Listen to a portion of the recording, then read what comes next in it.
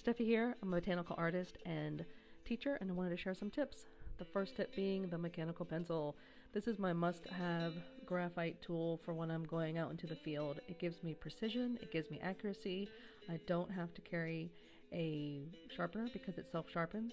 I've carried 0.3, 0.2, and 0.5 over the years, but really you just need the 0.5. So one of the reasons why I love it is it creates these super fine lines, which are essential for details.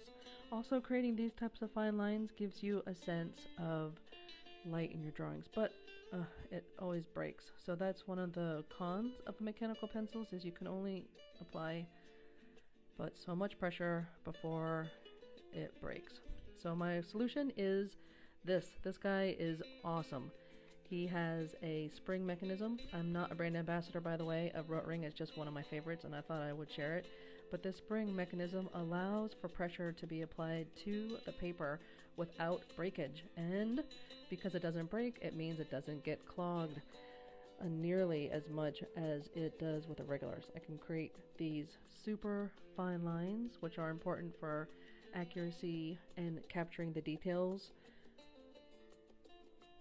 I can vary my line width by applying a little bit more pressure to create darker lines and thinner lines. Like I said, I don't have to carry a pencil sharpener.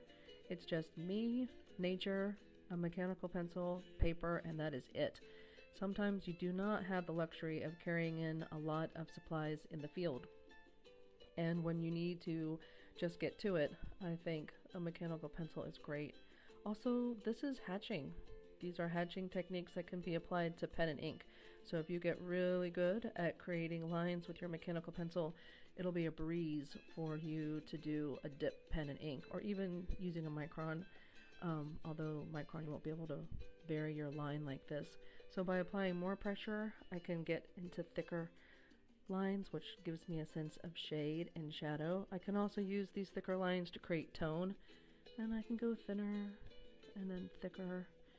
So it keeps the basics materials really down to a minimum.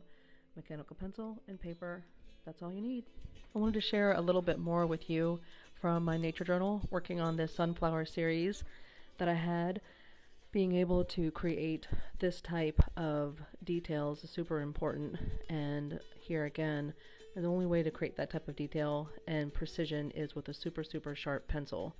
And the mechanical pencil does it really well. Even in the lower section, you can get some really nice tone.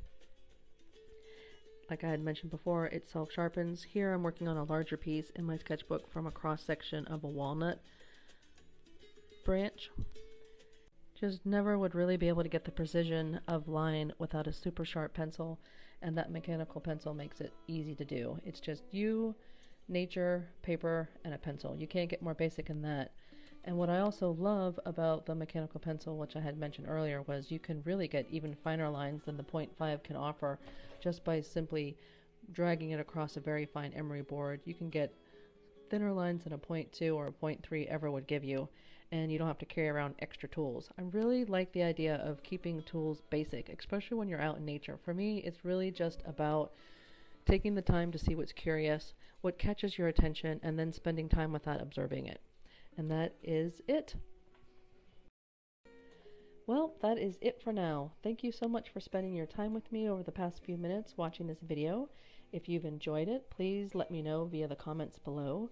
And I hope that you have some inspiration to just get out there into nature with the simplicity of a blank page and a pencil. It really doesn't get better than that. To walk out into nature, to leave ourselves open to explore new beauty, to discover new wonders and little simple details that we may have never have seen before, and also to keep our creative process super simple, no fuss, really easy. I think that for me is what is the most important, because if I start to get too wrapped up in techniques and supplies and bogged down with carrying all this stuff into the field, it takes away some of the spontaneity and some of the joy of just opening ourselves up to the magic and the wonder and the enchantment of nature.